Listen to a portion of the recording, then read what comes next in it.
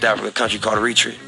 What? Eritrea. It's next door to Sudan, Ethiopia. It borders the Red Sea, all that. Have you been back there? Yeah, when I was 18, actually, I went for 3 months. Out the blue, I didn't even know I was going. My brother just was like, bro, we about to go back home. And I had a spot at that time. I was hustling. I had a studio. I was like knee deep in some young nigga shit. I didn't really want to go. I was sick the first 2 weeks. I was like culture shock, depressed. I ain't understand. I ain't really have no way to, I ain't know what to do out there. But after the first 2 weeks, I embraced what was going on. If it changed my perspective on a lot of things, especially more than anything, my respect for women. You know, because I was raised in a area where, you know what I'm saying? Bitches ain't but hoes and tricks. Yeah, that part, you know what I'm saying? But I went back home and I had a totally different experience, you know, and I came in the house and they had food ready for me and, you know, they wouldn't let me lift my hand to do no work. And they was like, literally, when I came in to eat, they washed my hands for me. You know what I'm saying? And so I felt obligated to, you know, do my part as a man. And like, you know, can't nobody disrespect my cousins. Can't nobody, you know what I mean? They don't got to do no labor, no hard labor that men supposed to do.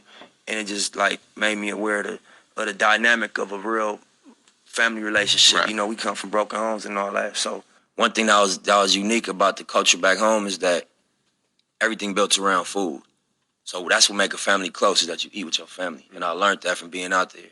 We move so fast out here in our culture that we might, what's up, mom? Boom, and leave. It might be 7, 8 years. We eat at Thanksgiving and Christmas. And even then, we running in for the meal, sit down, and then we get back to the grind. Every day back home from 12 p.m. to 3 p.m., the whole city shut down. Everything but the restaurants. You know what I'm saying? And everybody going home. The men going home. The kids' schools let out. And everybody eat lunch. If you don't connect to a country, it's a devastating thing. And I ain't even understand that until I went.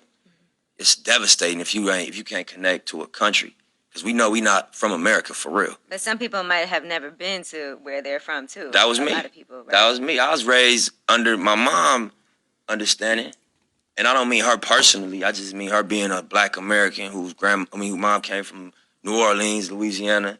And a couple generations back, they was exposed to slavery, and you know what I'm saying? So to have an understanding of like, wait, it's a whole thousand year tradition that we connect to. And I'm fortunate because my dad was born over there. So I connect to it in one generation. So I met my grandmother and I seen her way of living. This is my dad's mom. It's not 5 generations removed. So I connected to it easy, or easier maybe than somebody that do their ancestry and figure out where they from and then go visit it, but don't got nobody that really love them, that you could say, this is my immediate family. But, you know, I think that movie was powerful. I seen it on the day of my album release. I was doing a lot, but I made sure I went and go bought a ticket and seen it. And just the last line Michael B. Jordan said was a powerful line. Buried me in the ocean with my ancestors that jumped from the ships, because they knew death was better than bondage. Man, that was a powerful line. That's one of the most powerful things I heard. Because I felt that viscerally being in the streets. I would rather die than go to jail for life.